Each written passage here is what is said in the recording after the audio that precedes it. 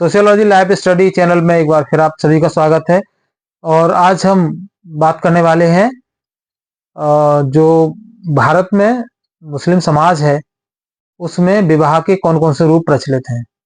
तो देखिए, जो मुस्लिम जो सामाजिक संस्थाएं हैं वो इस्लाम पर आधारित हैं और इस्लाम का अर्थ है समर्पण या उत्सर्ग, अर्थात अल्लाह की इच्छा के सामने झुकना। तो यहाँ पर देखिए, जो इस्लाम धर्म है ये अरबी धर्म का ही एक संशोधित रूप है।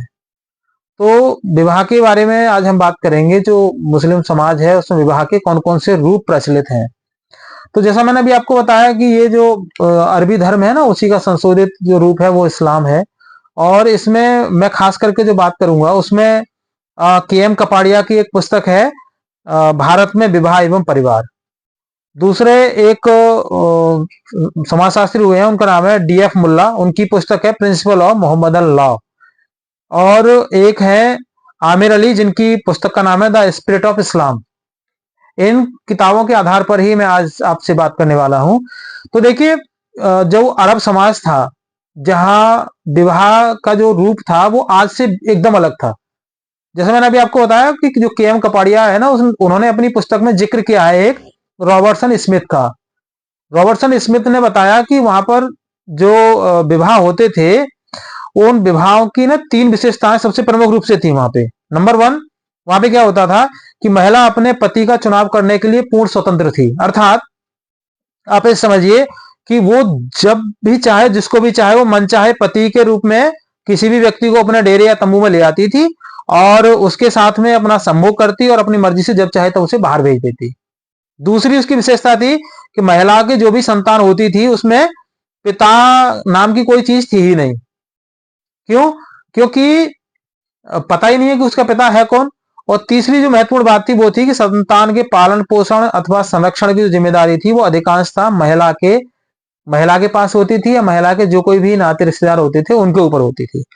तो ये जो रूप था ना, विवाह का जो रूप था, इसको उस समय कहा जाता था बीना। बीना मतलब क्या नाम था इसका?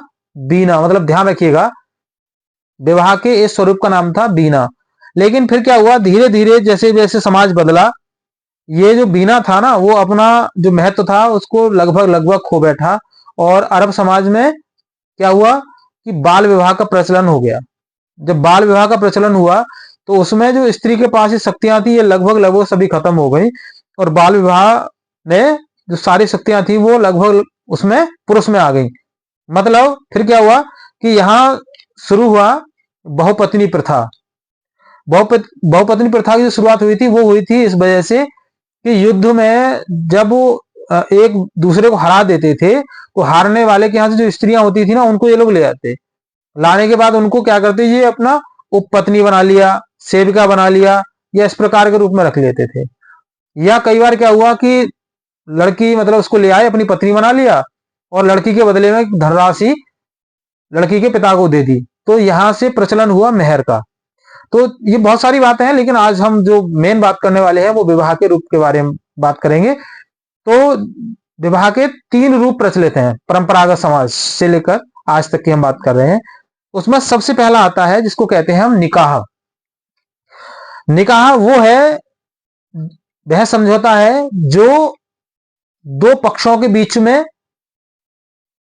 वहां के सामाजिक नियमों के अनुसार संपन्न किया जाता है, जिसमें काजी की और 2 गवाहों की उपस्थिति अनिवार्य होती है। ये विवाह सबसे ज्यादा प्रचलन में है और आज भी जो मुस्लिम समाज है उसमें सबसे ज्यादा महत्व इसी विवाह को दिया जाता है। दूसरा विवाह का जो रूप है वो उसको कहते हैं मुताह। पहला निकाह, दूसरा मुताह। मुताह विवाह का मतलब है कि ये विवाह एक निर्धारित अवधि के लिए किया जाने वाला विवाह है। इसको वैसे इस्लाम में नकार दिया गया है, इसको स्वीकृति नहीं है। पहले होता क्या था कि जो लोग नौकरी वगैरह करने के लिए बाहर जाते थे, तो जैसे मान लो 4 साल के लिए गए, 5 साल के लिए गए, 3 साल के लिए गए, तो ये वहां उस अवधि के लिए विवाह करते थे। इसको कहा गया मुताह। इसकी जो अवधि थी वो मतलब मिनिमम 1 महीना होती थी। कम से कम 1 महीने के लिए तो आपको विवाह करना ही, इससे कम के लिए विवाह नहीं होता था। और अधिकतम 2 साल, 3 साल, 4 साल, 5 साल। और जैसे ही वो व्यक्ति वापस जाता था विवाह टूट जाता था। तो उसमें संतान की जो भी उत्पत्ति होती थी तो उस संतान की जो पूरी जिम्मेदारी है वो उस स्त्री के पास होती थी। तो इसको इस्लाम में मान्यता नहीं दी गई है। और तीसरा जो विवाह है उसको कहते हैं फासिद। फासिद विवाह का मतलब है जब कोई भी मुस्लिम स्त्री किसी भी मूर्ति पूजक पुरुष से विवाह करती है तो उस विवाह को फासिद विवाह कहा जाता है। अर्थात गैर मुस्लिम विवाह के साथ किसी भी मुस्लिम स्त्री के द्वारा किया जाने वाला विवाह फासिद विवाह कहलाता है। इसको भी मुस्लिम समाज में नकार दिया गया है, इसको मंजूरी नहीं दी गई है। तो आज बस इतना ही। अगर आप चैनल पर नए हैं तो उसको सब्सक्राइब कर लीजिए। वीडियो पसंद आए तो उसको लाइक और शेयर जरूर कर लीजिएगा। Thank you. जय हिंद।